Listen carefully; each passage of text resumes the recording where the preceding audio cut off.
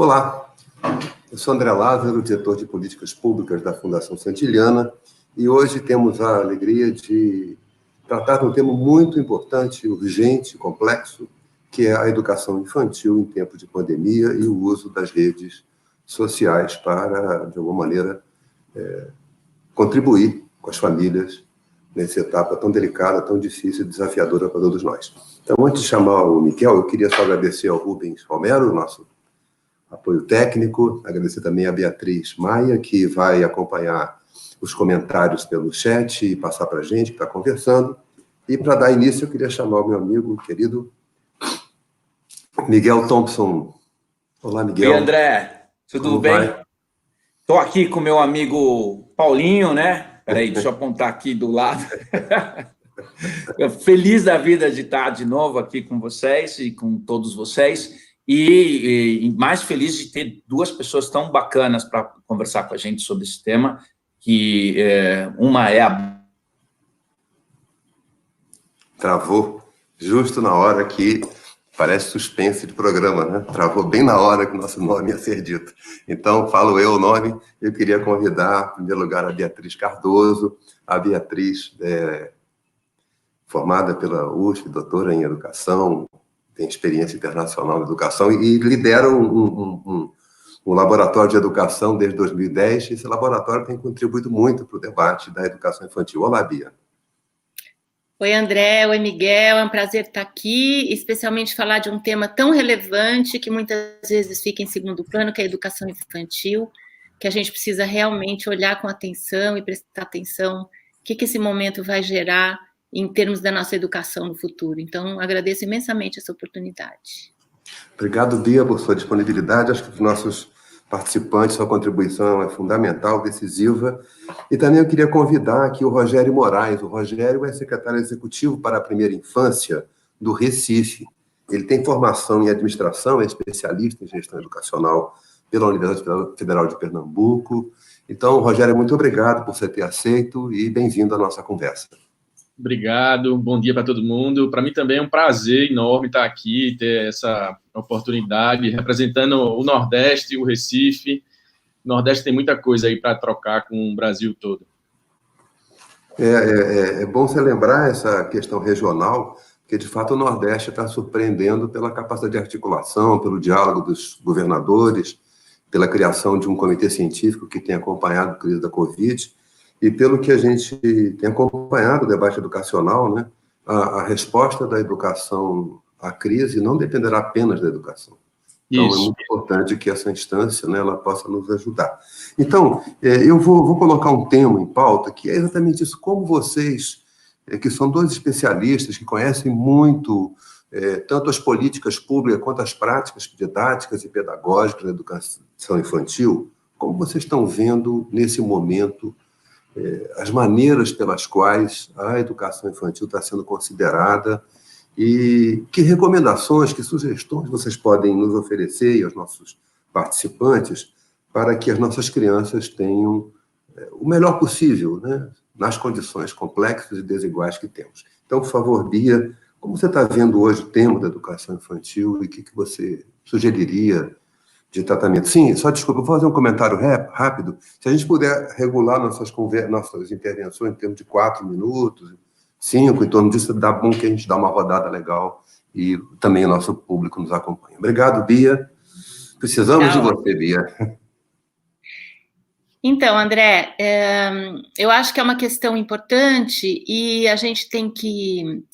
Primeiro, entender, nós temos o momento Covid, pós-Covid, mas nós temos o pré-Covid. No pré-Covid, eu acho que a educação infantil, como eu falei no início, ela sempre ficou relegada a um segundo plano, como se fosse uma coisa menor, como se fosse uma coisa de quem gosta de criança. Na verdade, estudos recentes, internacionais, inclusive, têm mostrado que é o contrário, né? Que essa é a fase de maior importância na formação do ser humano, porque ali se estrutura uma porção de coisas que são determinantes em alguns casos. Determinante é uma palavra muito ruim, mas que são extremamente importantes para um futuro e para uma escolaridade futura. Então, eu acho que a gente vinha ganhando terreno, talvez agora a gente ganhe um pouco mais ou não. Eu acho que a gente tem que estar muito atenta para o que é que vai acontecer nessa transição, em que lugar a educação infantil vai ficar. Quais são os problemas que eu vejo? Você pergunta como ela está sendo considerada e o que está em pauta.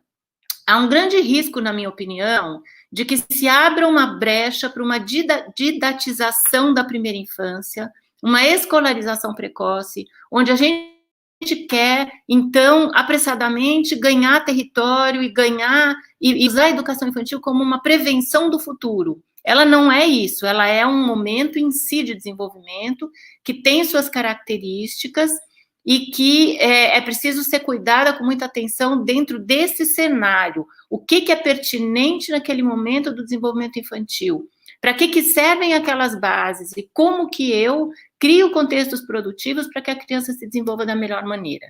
Então, quando você pergunta assim, como ela está sendo considerada, eu acho que esse é um grande tema, né? A gente tem um risco muito grande nesse momento em que a gente está longe das crianças, dos professores, os pais têm que dar conta de que volte uma representação muito escolarizada, onde o que importa são letras, números, papel e lápis e atividades muito mecânicas, que, na verdade, é o que está no repertório das famílias menos escolarizadas, porque o imaginário delas é que educação é isso.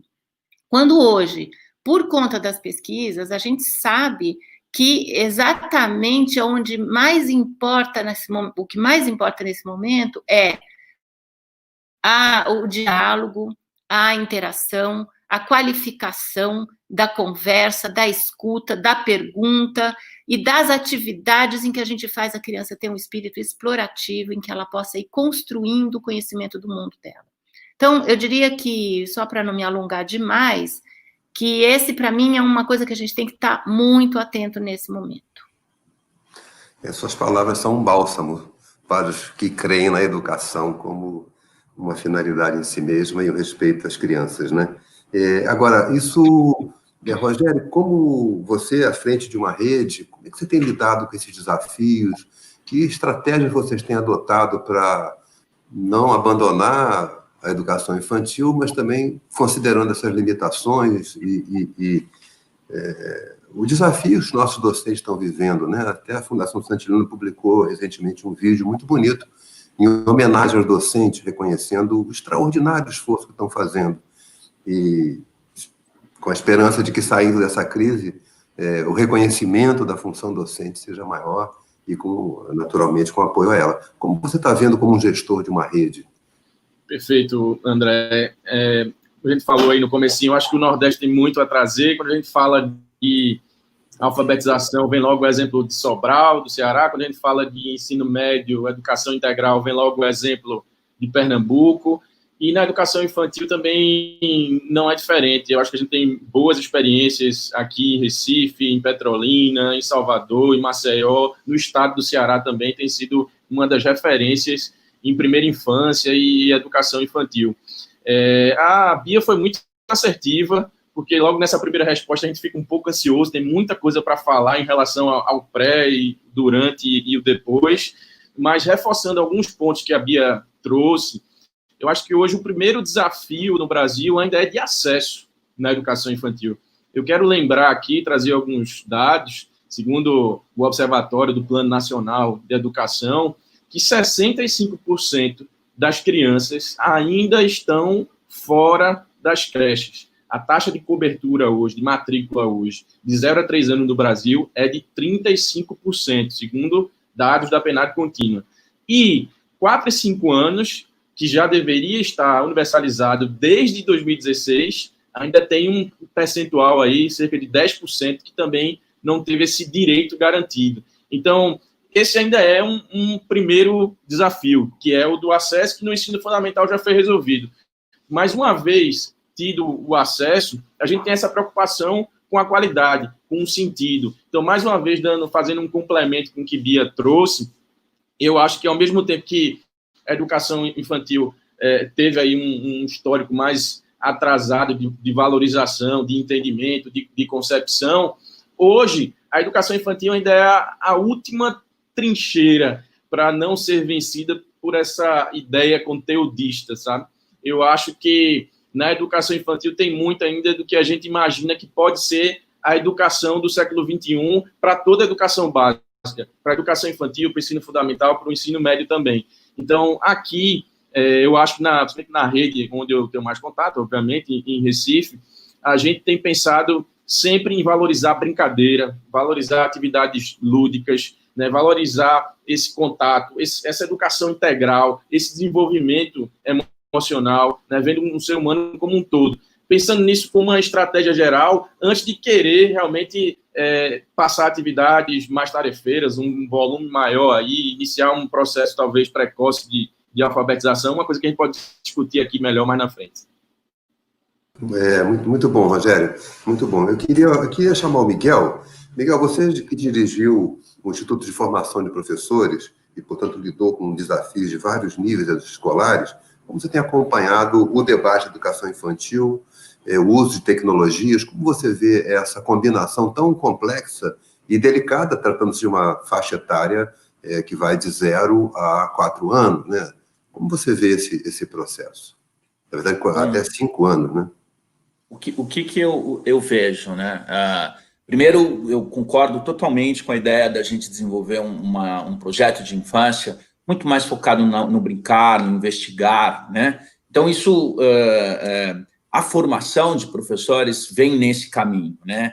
Influências de Ana Teberovski, do pessoal de Reggio Emília. Então, a gente hoje tem uma estrutura de pesquisa muito legal. A Bia Cardoso faz pesquisa na área. Então, a primeira coisa é fundamental a gente tratar a infância de uma maneira onde a criança vai se desenvolver de maneira integral e, lógico, ela, pelas próprias hipóteses que ela levanta, ela consegue buscar o código, as representações linguísticas que estão soltas na sociedade, né? As ideias da Magda Soares, que a criançada tem condições de buscar em diferentes suportes de comunicação, hipóteses de decodificação do mundo.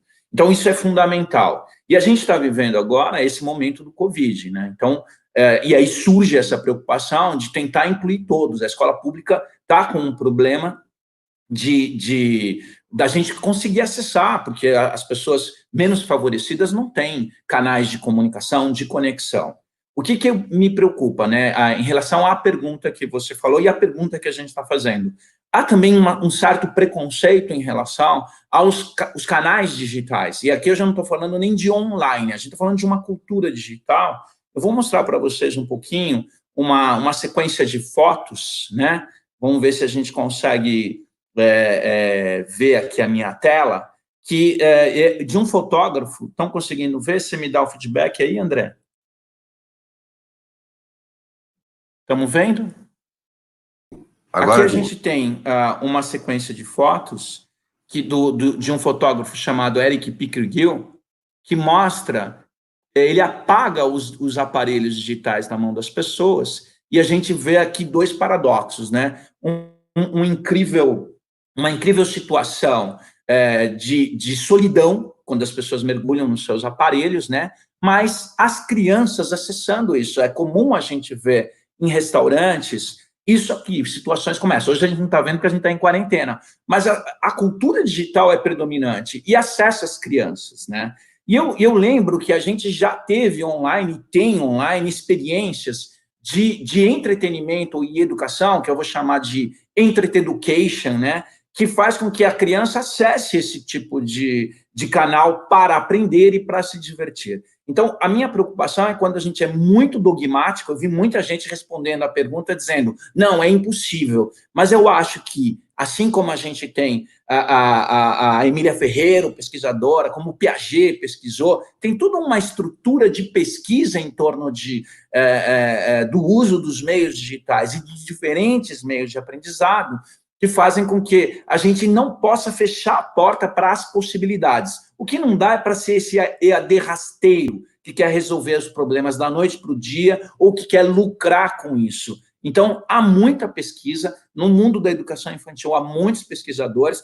O próprio Freinet desenvolveu um projeto muito legal de troca de cartas entre as crianças da comunidade de diferentes escolas, e a provocação eu acredito sinceramente que se a gente trouxer pesquisa, se a gente trouxer muito dessa história da educação infantil, que já vem pesquisando a alfabetização e a infância, para o mundo online, ele pode ser mais uma das ferramentas. Não é que resolve o problema, mas é um apoio ao mundo da educação infantil e ao mundo da educação, que não seria o EAD que a gente tem aí, mas que seria o desenvolvimento de uma linguagem apropriada e como apoio aos professores, à educação, ao processo de ensino-aprendizado. Então, basicamente, é isso que eu queria falar, André, só para provocar um pouco. Né? Não, que ótimo, Miguel. Acho que você trouxe uma questão super importante, porque nós não podemos isolar ou supor que a educação vai estar isolada do conjunto dos fatores socioculturais que estão intervindo na nossa formação imperiosamente, não há momentos que se quer a escolha. A nossa Bia Maia informa que nossos colegas estão acompanhando com várias questões para nós. Então, vou chamar a Bia Maia. Olá, Bia, bom dia. Por favor, bom dia. Traga algumas questões que vão provocar aqui a nossa conversa já quente. Tem sempre bastante gente interagindo, né, nas nossas lives, André, muita pergunta boa. E eu estou muito feliz de estar trazendo, da gente ter conseguido trazer esse tema da educação infantil, porque é o top de perguntas e de comentários, né, sempre nas nossas transmissões. E tem algumas perguntas aqui que eu separei que eu acho que estão bastante interessantes.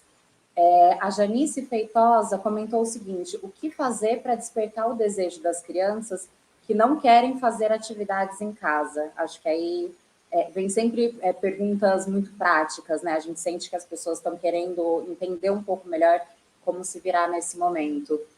Muita gente falando que a educação infantil precisa ser valorizada, que não é só um lugar, né, para deixar as crianças enquanto as mães descansam, comentou a Eliana Avelino.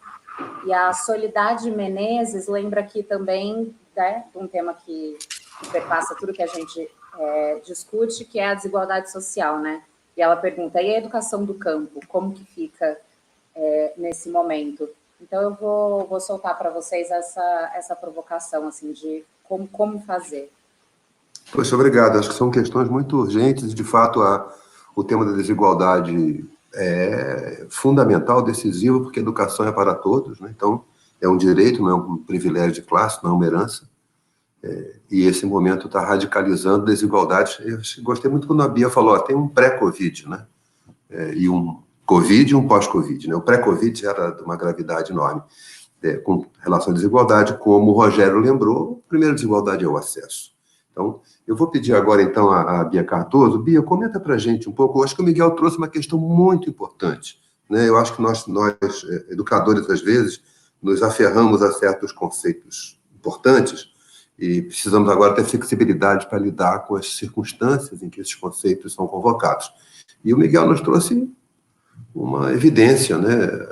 A tecnologia da interação com as telas já está presente em nossa vida muito cedo. Ela serve para a educação, outros vão ocupar esse lugar que não os educadores. Como lidar com isso? Bia, ajuda a gente a pensar esse problema, por favor.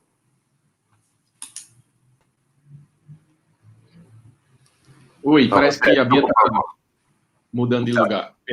Por favor, Adélio. Então... Eu acho que esse assunto desigualdade é um dos assuntos que não poderia faltar hoje, né? O Brasil é o país democrático mais desigual do mundo e é um país regional, um país continental, um país muito grande. Então, realmente tem mais de 5.500 realidades distintas aí, nos mais de 5.000 municípios, de norte a sul, região urbana, rural. Eu acho que tudo que a gente for falar aqui nesse momento, a gente poderia estar discutindo educação à distância na educação infantil no pré, como a Bia falou, como o André trouxe aí. Mas a gente está falando agora dentro do contexto que a gente está vivendo. E esse, obviamente, não é o contexto ótimo. Então, para tudo que a gente está falando aqui hoje, a melhor medida sempre vai ser o isolamento social, por conta dessas questões, desses contextos diferenciados. Também do ponto de vista educacional. Se a gente fizer o isolamento disciplinado, a gente sai mais rápido e, consequentemente, sofre menos nesse período. Então, no todo, essa sempre vai ser a medida mais efetiva. Mas nas questões de desigualdade, a gente está falando também de desigualdade de moradia, desigualdade de acesso à internet, desigualdade de escolaridade dos pais, e todos esses fatores são fatores que influenciam muito no processo de ensino e aprendizagem. Então, isso é uma coisa que eu acho que tem que ter em mente que a gente está limitado nesse momento por muita coisa que a gente deixou de fazer antes.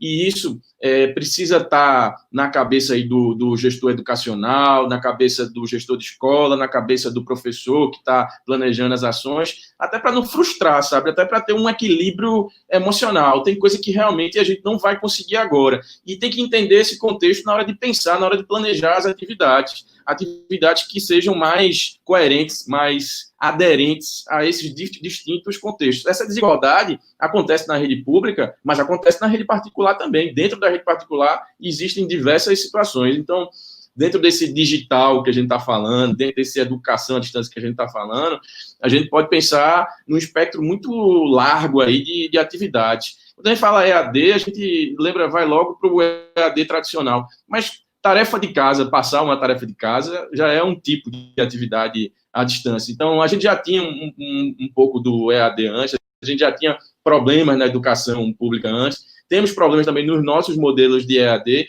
e é isso que a gente tem a oportunidade de rediscutir agora. Então, em suma, a gente tem que perceber essa limitação do momento, tem que perceber a desigualdade, tem que perceber que esse debate de agora está fortemente influenciado por essas limitações.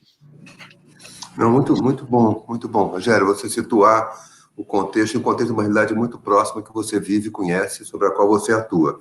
Eu vou pedir à Bia, que teve um pequeno problema de conexão, mas já está de volta. Bia, duas questões surgiram vindas do público, né? Uma questão que é uma questão que eu sei que te preocupa, a gente conhece o seu trabalho, é a desigualdade, né? E você corretamente lembrou, olha, já havia uma grande pré-Covid, e essa desigualdade, em alguns momentos, aparece como um argumento para limitar iniciativas de redes que visam alcançar os estudantes por meio do Wi-Fi, por meio... É claro que é uma desigualdade que se agiganta com essas condições, mas também muitos educadores se colocam, eu mesmo me coloco, nós não podemos perder o contato, não podemos perder a iniciativa, não podemos abandonar o lugar de educadores que refletem sobre certas realidades. Então, as desigualdades são uma condição muito importante do momento. E essa desigualdade, como lembrou o Rogério, ela tem muitas dimensões, né? E aqui uma pessoa do público nos lembrou do desafio de educação do campo. Então, eu queria que você ajudasse a gente a pensar, é um paradoxo, né? A dimensão ética nos leva a ter a desigualdade como um tema central que a gente precisa cuidar, mas, ao mesmo tempo, nosso compromisso de educador nos empurra a uma ação, né? Então, como você vê essa possibilidade de lidar com essas condições tão contraditórias que nos afetam nesse momento? Gente, desculpa que eu caí, eu perdi uma parte da conversa, infelizmente, eu mudei de lugar para ver se eu consigo socorrer aqui o problema. Então, eu estava ouvindo, acho que a provocação do Miguel é super interessante, com aquelas fotos muito bacanas, que eu gostaria de ter a referência depois, e eu acho que, peguei um pouquinho do que o Rogério falou, eu acho que, como eu disse no começo, quer dizer, no pré-Covid, a gente já tinha problemas intrínsecos ao setor social brasileiro, materializado na educação e com uma grande expressão, como o próprio Rogério disse, na educação infantil, que as crianças são as últimas a chegar na escola. Então, a gente tem um grande desafio. Por outro lado, o Miguel provocou a gente com a questão da tecnologia. De fato, é inexorável, Miguel, a gente não tem como não ficar de olhos vendados e fingir que não tem tecnologia no mundo. Essa é a nossa sociedade contemporânea, essa é uma ferramenta fundamental, tanto é que corporalmente, nas fotos que você mostra, a atitude das pessoas já corporal está misturada com o próprio dispositivo, né, em si. Então, não tem escapatória. O que nós temos que fazer são várias coisas. A primeira é pensar como que ela pode ser útil na educação. Não é assim aleatoriamente. Então, precisa de estudo. A gente precisa entender cognitivamente o que ela favorece e o que ela desfavorece. Recentemente, a Ana Teberoski, minha mestra, publicou um artigo no Estadão onde ela mostra que tem certos conteúdos que são opacos. Então, tem certos conteúdos que não adianta uma instrução direta. Ele precisa de uma mediação, porque é uma prática social. Então, como é que a gente vai entender, especialmente para os pequenininhos, quais são as coisas que eles podem fazer diretamente e o que não? Na sua maioria, as atividades que a gente pode usar a tecnologia em relação às crianças pequenas tem que passar pela mediação do adulto, porque é muito mais produtivo. Então, a gente, por exemplo, nós estamos fazendo no Laboratório de Educação, a gente está numa grande parceria com o Estado do Maranhão, onde a gente está produzindo os conteúdos que serão distribuídos para as famílias do estado inteiro, nesse momento de isolamento, para dar referências do que fazer. Tem uma série de links, se vocês puderem entrar no labedu.org.br ou no nosso aplicativo que chama Aprendendo com 2 P's, tem uma série de referências de coisas que podem ser feitas no cotidiano para que as crianças tenham um contexto de aprendizagem produtivo. Mas é através do adulto. A gente conversa com o adulto, né? Então, a gente precisa pensar que as ferramentas, as tecnologias, elas mudam. Agora a gente tem tecnologia digital, mas a lousa era uma tecnologia, o caderno sempre foi uma tecnologia, e a escola vai incorporando. O que nós temos responsabilidade, principalmente os gestores, como o Rogério mostrou, uma posição bastante equilibrada e responsável, a gente tem que olhar que não pode cair na febre da facilidade que a tecnologia vende, sem entender que tem uma parte da população que está alienada disso. Então, isso significa, quando você pergunta sobre o campo, André e a Janice, se eu não me engano, assim, como é que a gente vai equacionar? Não tem outra resposta a não ser investimento. Se for para ser usado como um recurso que vai ser parte intrínseca do processo educacional, seja ele através dos adultos, ou no caso do ensino fundamental, 2 e médio, direto para o aluno, é preciso um grande investimento. A gente está gastando agora bilhões para socorrer coisas. Então, a gente teria que pensar o que é estruturante do processo educacional, e se a gente for lançar mão disso, a gente precisa estudar e pensar o como, quais são as limitações e o potencial dessa ferramenta, mas a gente precisa garantir que todo mundo tenha acesso, porque senão a gente vai expandir, já estamos expandindo a desigualdade de uma maneira bastante injusta. Poxa, Bia, muito legal. E acho que você falou uma frase um pouco antes, né, quer dizer, que olhar para a educação infantil não como uma prevenção do futuro. Eu acho que você escolheu muito bem essas palavras, porque parece que o futuro das crianças ameaça a sociedade, né? E não é um motivo de esperança da sociedade ter uma educação para todos e de qualidade. E não há dúvida de que nós vamos ter que lidar, obviamente, com a tecnologia, e mais ainda agora.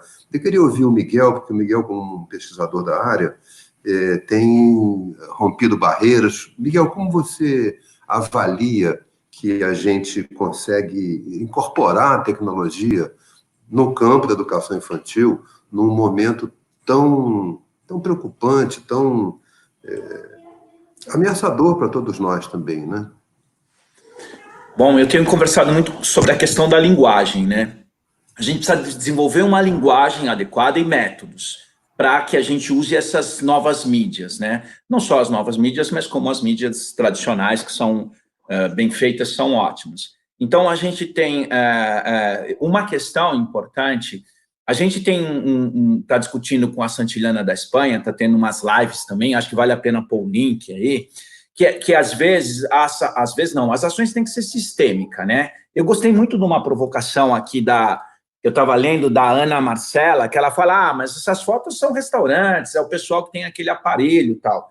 Mas a televisão é uma mídia muito democrática, e a radiodifusão. E a gente tem muitas experiências, né? O Castelo Rá-Tim-Bum, na ditadura militar, né? Que me perdoem falar nesse termo, mas a gente teve o projeto Minerva, que fazia por radiodifusão uma tentativa de alfabetização. Então, eu acho que a gente não precisa ser no restaurante nem com um tablet. Como na Espanha foi feito, uma ação sistêmica, onde as TVs educativas, as mídias sociais se juntaram, as radiodifusoras se juntaram para proteger a infância, proteger a educação de uma maneira sistêmica, é possível desenvolver ao longo do tempo, com pesquisadores, com educadores, com políticos, com agentes de políticas públicas como o Rogério, pesquisadores como a Bia, desenvolver um projeto que envolve a criança dentro de uma estrutura social, que inclui o modelo digital. Então, se a gente não tem acesso, possivelmente, a um aparelho celular, um smartphone, a gente tem acesso à televisão e a uma rádio. E com os podcasts, tem um reavivamento da linguagem. Então, eu entendo, sinceramente, que é necessário desenvolver uma linguagem, como o cinema saiu do teatro, como a fotografia saiu da pintura.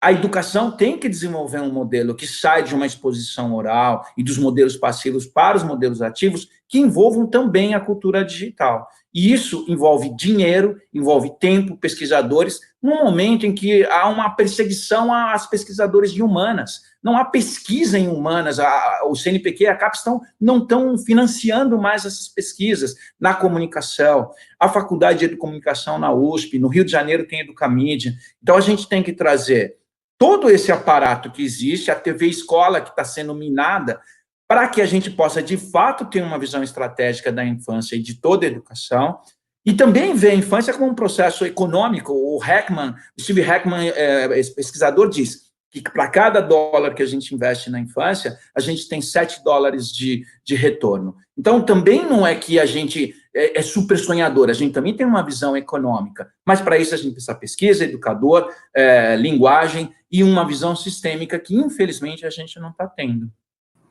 Muito legal.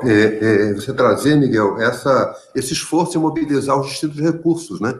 Parece que no Brasil hoje, excetuando talvez São Paulo, que conseguiu mobilizar a TV Cultura para essa finalidade, eu tenho poucas notícias dessa capacidade de articulação, inclusive porque nós estamos constatando um desastre, que é a operação do Ministério da Educação, na sua ausência, ou quando se pronuncia, o faz de maneira desastrosa e de respeito às universidades, como você acabou de citar, a pretensão absurda de cortar os investimentos de bolsas e de pesquisa na área de humanas, como se o mundo fosse viver sem gente, né? É um pouco a história do CNPJ morre, né? E o CPF, como é. Só que CNPJ morre e ressuscita. CPF, que se saiba até hoje, não ressuscita.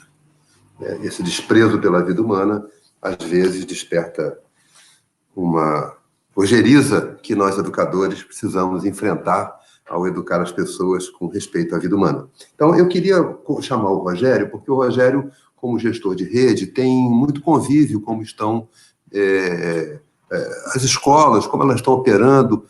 Você dá um panorama para a gente, Rogério? Assim, a gente tem acompanhado muito a Undime, queria parabenizar aqui o Luiz Miguel, da Undime, que está com uma atuação muito proativa e muito lúcida, compreendendo, inclusive, que a gente não há nenhuma obrigação de nós tentarmos vencer tudo o que a Covid nos tirará no ano de 2020 e atropelar o calendário de 2021. Como é que você está vendo hoje a capacidade da rede de lidar com essa situação e perspectivas que você enxerga a partir do que você conhece na rede do Recife? Aqui eu acho que foi muito importante a gente reagir rápido, da gente decidir pelo fechamento, né, das unidades escolares. E antes desse fechamento, ainda ter alguns dias, foram 3 dias, onde a gente pôde avisar para as famílias, se preparar junto com os estudantes. Então, esse momento aí também é muito importante. E depois, obviamente, a secretaria dando direcionamentos, né, para garantir alinhamento com a política de ensino e disponibilizando, dando suporte para que as escolas possam oferecer diversas soluções. Eu acho que tem que ser uma multi-soluções. Realmente, aqui a gente vem apostando muito na disponibilização de livros, de materiais didáticos, né, de exercícios. Os exercícios são produzidos pela rede, assim como o Estado de Pernambuco também foi um dos primeiros a fazer um acordo com a TV da Câmara e com a TV universitária, que é a TV estadual aqui ligada à Universidade do Estado. Recife, a capital, também está seguindo, né, esse mesmo acordo para também transmitir as aulas, no caso do ensino fundamental, mas no caso da educação infantil, o foco tem sido a leitura e as atividades de orientação, atividades lúdicas, jogos, música, que a gente também distribuiu esse material. e as escolas têm autonomia para complementar essas atividades. Eu acho que tem que ser assim, uma direção da secretaria, mas também uma certa autonomia e liberdade dos professores. Eu quero também fazer um rápido comentário, André, do que eu peguei o finalzinho aí do Miguel falando. Eu acho que a gente tem que evoluir nesse modelo do EAD. O Miguel conhece bem o pernambucano, o Luciano Meira, né, que trabalha bastante aí nessa questão da didática dos jogos, e dos jogos no EAD, não é, Miguel? E o Luciano, ele é perfeito quando ele traduz esse EAD para a realidade da educação básica, para as crianças. Eu acho que esse EAD não precisa ser aquele ambiente virtual duro, tem que ser um jogo, tem que ter uma narrativa, tem que ter estágios, o estudante tem que estar jogando e pensando que está jogando e aprendendo sem perceber ali, jogando e aprendendo. Então, a gente tem uma experiência muito boa aqui em Recife com a Joy Street, com o Luciano lá, e isso tem sido uma experiência que a gente, antes, pré-pandemia, já estava vendo os estudantes participando, jogando fora do horário de aula. Para mim, esse é o EAD de sucesso, que o estudante se engaja naturalmente. E isso, de certa forma, também pode ser adaptado para a realidade da educação infantil. Obrigado, Rogério. Eu vou pedir a Beatriz Maia. Beatriz, você comentou aqui que tem algumas questões que podem nos ajudar a desenvolver a nossa conversa. Você pode apresentar para a gente, por favor?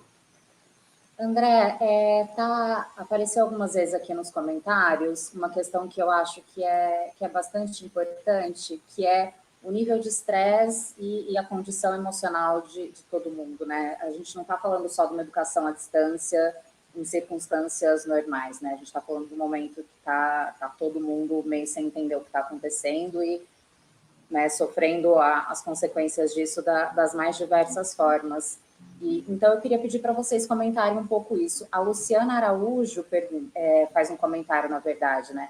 Os cuidadores estão emocionalmente impactados, e isso reflete diretamente na criança e que, nesse momento, torna-se ainda mais potencializado. Teve uma outra pessoa, desculpa que eu perdi o nome, que contou de uma colega que é professora e que tem que se virar para fazer todas as atividades para os alunos e ainda acompanhar os filhos, que também estão com as atividades para fazer. Então, minha sugestão é que vocês falassem um pouco de como que essa situação tão atípica que estamos vivendo também impacta nesse modelo de educação remota ou à distância. Obrigado, Bia. Obrigado que nos enviou as questões, Luciana, e outra colega.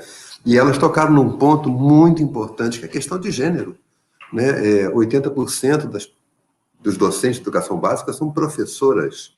E o Brasil não superou, como muitos países ainda não superaram, essa visão da divisão do trabalho doméstico ser majoritariamente, quase que exclusivamente feminina. Então, é uma dúvida se esse momento de convivência familiar vai ajudar a redistribuir melhor as responsabilidades domésticas ou se ela vai aprofundar essa tarefa com um peso muito grande sobre as mulheres, e as mulheres professoras, como a colega comentou e a Bia recuperou, vivendo essa dificuldade de ter que fazer não apenas dupla, mas tripla jornada, né? Trabalhar, atender a família, cuidar da família, cuidar da casa, enfim, muito complexo e muito difícil. E por isso nós queremos agradecer enormemente aos professores e às professoras, porque há um esforço incrível sendo feito, e um esforço um esforço que é de compromisso, né? Eu não quero nem entrar no mérito da qualidade, porque a qualidade hoje é ter compromisso, né? Acho que isso é fundamental. E Bia Cardoso, você pode nos ajudar nesse momento? Como você vê essa iniciativa de conjugação de mídias para atendimento da educação geral e da educação infantil em particular? Olha, tem 1000 coisas que eu fiquei aqui anotando que dá vontade de comentar, porque eu acho que a discussão está muito rica e tem aspectos muito relevantes. Eu vou, então, de trás para frente, tá? Em relação à pergunta que a pessoa fez sobre o estresse e o estresse emocional que está todo mundo envolvido nesse momento, eu acho que realmente é extremamente relevante a gente pensar sobre isso. E temos que levar em conta que, primeiro, uma coisa que eu acho que todos nós temos que nos posicionar e criar uma resistência para isso é que o que está posto é que o retorno será iniciado pela educação infantil. Isso é o que está sendo noticiado. No meu entender, isso é um absurdo, porque se há um espaço onde é impossível garantir o distanciamento entre uma criança e outra, que não pegue como que a outra está comendo, e etc., é a educação infantil. Então, se nós já estamos com todo esse risco, esses profissionais terão um estresse ainda triplicado, porque eles vão ter que conter uma situação que não é contornável. Então, eu acho que ela tem razão, a gente tem que prestar atenção sobre isso. E eu queria também fazer aqui uma menção de que, muitas vezes, os gestores, eu trabalho em municípios bastante, eu estou trabalhando no sertão do Maranhão, no Médio Mearim, eu conheço municípios que são pequenos, que são de condições de muita vulnerabilidade, e a gente vê que não é uma regra, não é que todos os gestores tenham o mesmo posicionamento, mas a maioria deles são pessoas comprometidas que se deparam com inúmeros gargalos e restrições legais, jurídicas, administrativas. Então, isto também, neste momento, pesa, porque, às vezes, esse gestor está vendo essa professora nessa condição que foi descrita, ele tem poucos recursos, porque ele depende de uma estrutura macro, legal e jurídica maior do que ele. Então, neste momento de crise, é preciso, de novo, a tão falada articulação entre os entes federativos, porque senão, quem paga o preço? Esses que estão lá na ponta, lá em situações muito adversas, enfrentando uma desigualdade brutal. Então, eles têm poucos recursos para poder, com autonomia, dar uma volta no sistema.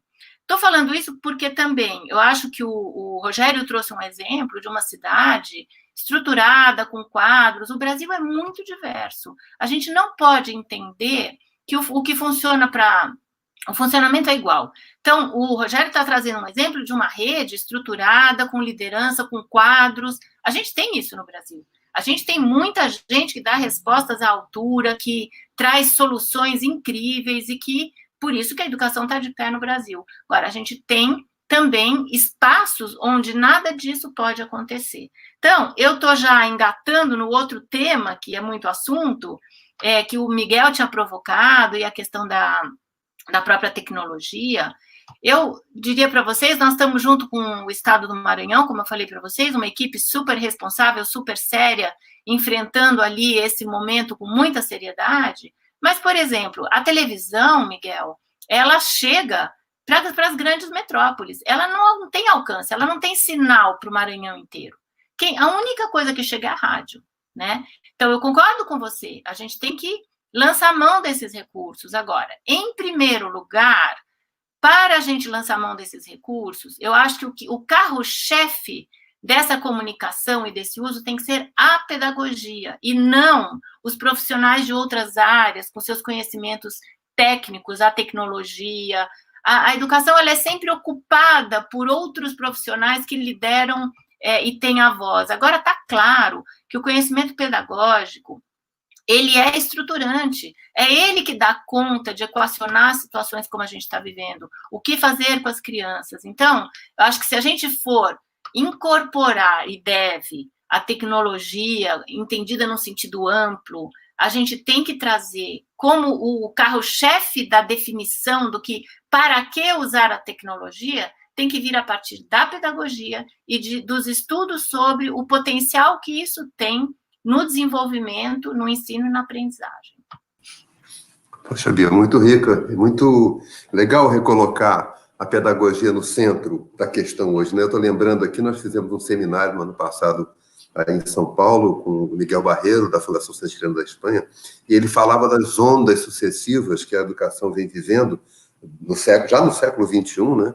A primeira onda vem a onda do monitoramento com o PISA, os resultados do PISA.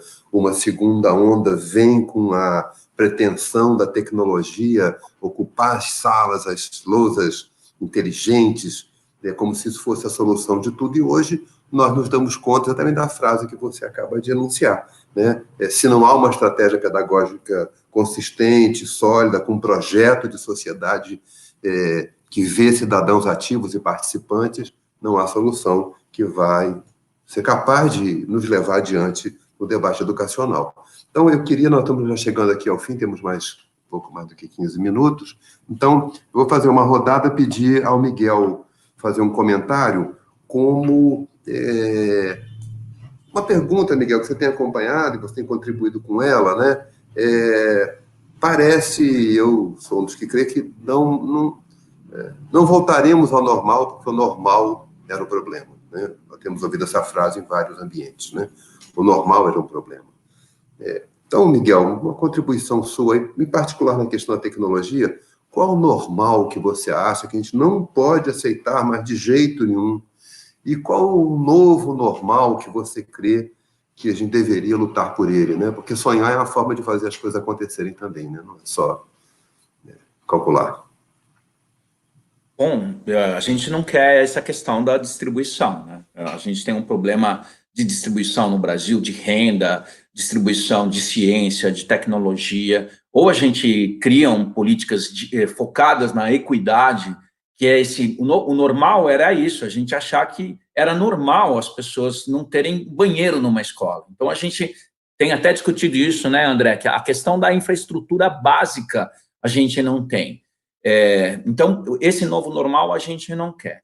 O novo mundo que surge agora, que a gente está acessando os meios digitais, porque tem um fenômeno muito legal. Excelentes professores que tinham preconceito do meio digital estão se esforçando e trabalhando 12, 14 horas por dia para gerar conteúdo e para entender toda essa traquitana digital que a gente está vivendo.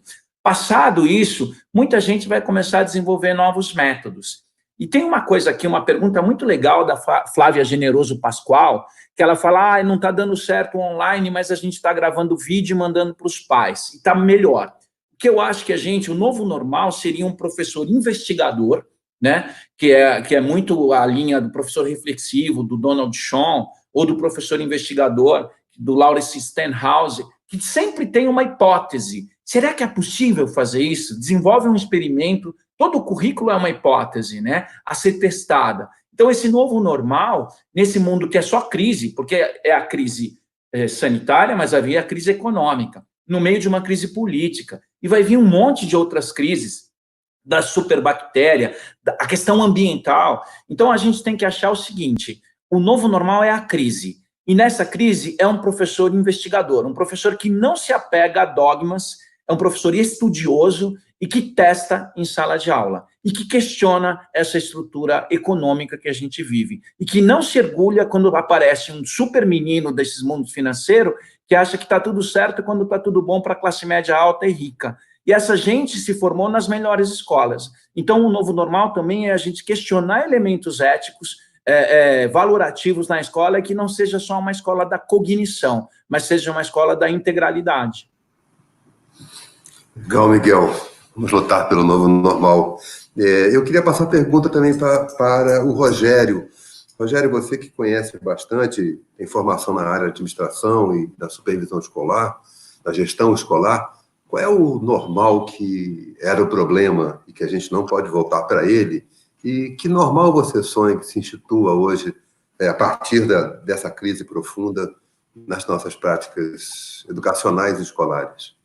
Bom, primeiro, eu acredito realmente num novo normal, porque essa experiência está mexendo muito com a gente, mexendo muito no emocional, e eu acho que isso que deixa a força aí para a gente querer mudar, para a gente querer transformar. E a gente está percebendo algumas externalidades positivas desse processo, né? Não talvez da melhor forma que a gente queria, mas a gente está vendo a importância da escola, a importância do planejamento do professor, a importância do espaço escolar e a importância da educação infantil. Então, eu acho que o primeiro movimento é um movimento de valorização, e essa valorização não só um lugar comum, que a gente já fala há muito tempo na educação, mas com muita reflexão que a gente vem fazendo. Eu sei que a gente fica muito ansioso, mas a gente ainda está no meio desse processo, a gente não sabe ainda quando vai sair, e vem evoluindo semana a semana. Eu vejo essa preocupação do online, acho importante destacar realmente esse cuidado com os modelos, a questão da limitação das telas, mas a gente está descobrindo outras formas, e essas outras formas que a gente está descobrindo vai ficar, né? É lógico que no dia que a gente voltar, e a gente não sabe como vai voltar, espero que não seja primeiro a educação infantil, como o Bia falou, e só pode ter sido realmente ideia de administrador, não de pedagogo.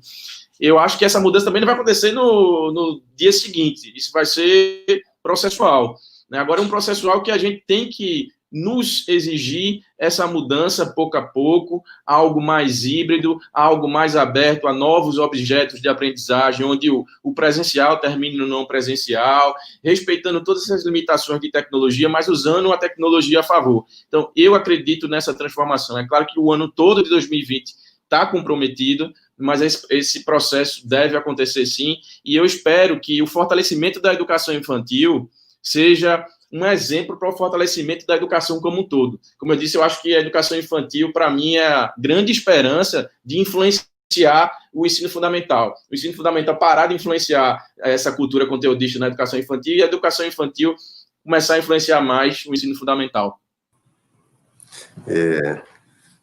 Outro dia eu li alguém que comentava sobre uma pessoa célebre que faleceu e dizia dela, ela nunca deixou de ser criança e nunca se tornou um adulto, no sentido corriqueiro e acomodado que a palavra adulto tem. Então, que a educação infantil ilumine a nossa educação com a sua alegria e a sua capacidade de transformar o lúdico em aprendizagem, né? Esse é um desafio. Bia Cardoso, o que você nos sugere de um normal que deve ser superado e um normal que deve se tornar, então, nosso cotidiano? Nossa, muita coisa para pensar. Eu acho que, assim, o Miguel foi mais amplo, ele quer acabar com a desigualdade, eu também quero, Miguel, mas eu vou aqui ser mais modesta e vou focar no espaço da educação infantil mesmo. Acho que o Rogério também trouxe uma coisa muito bonita, gostei da sua abordagem, de que seria muito legal se a educação infantil influenciasse os outros níveis de ensino, em vez de ser ao contrário. Adorei essa abordagem. Acho que é um mote que a gente deve levar para frente, porque realmente tem muita coisa que a gente pode aproveitar para ressignificar da educação infantil, da educação como um todo. Agora, sendo mais modesta, assim, eu acho que nós estamos num momento muito dramático, não tem bala de prata, já não tinha, né? A gente já estava enfrentando desafios, só que eles eram invisíveis. O que aconteceu agora é que nós estamos com o nervo exposto, tá tudo evidente demais agora, né?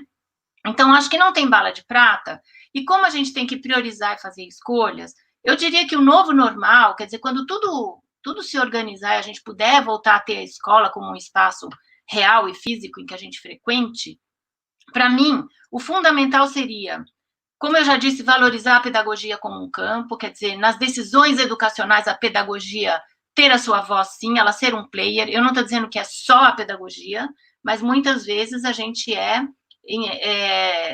tem que atuar com as consequências de decisões que vêm de outros campos. Então, acho que a pedagogia espero que, após tudo isso, a gente ganhe um valor, e, consequentemente, para que isso possa acontecer de verdade, eu acho que o meu desejo é que se instale, primeiro, um reconhecimento e, de fato, políticas de formação permanente dos professores. Porque não dá para ter voz se a gente é um campo desestruturado.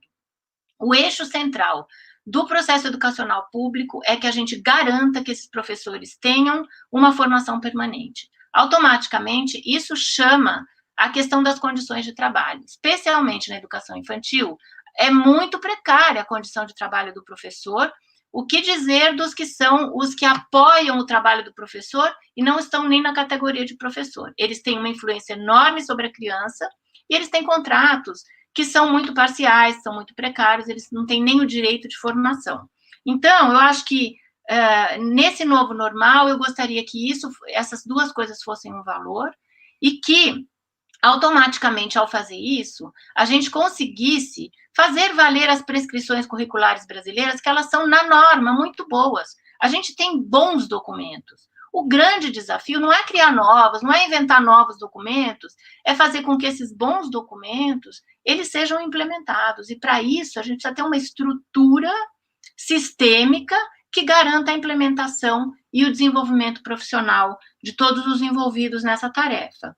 E aí, junto com isso, se a gente implementa as normas que estão prescritas já, a gente vai ter uma educação menos mecânica, menos preparatória e mais realmente focada no desenvolvimento daquela faixa etária como ela tem que ser. Então, eu acho que o que eu diria é isso. E só dizer para o Miguel que eu acho que a pedagogia ela é integral. A gente não pode fragmentar o emocional, o cognitivo. A pedagogia boa, ela é uma pedagogia que entende o sujeito na sua íntegra, como um todo.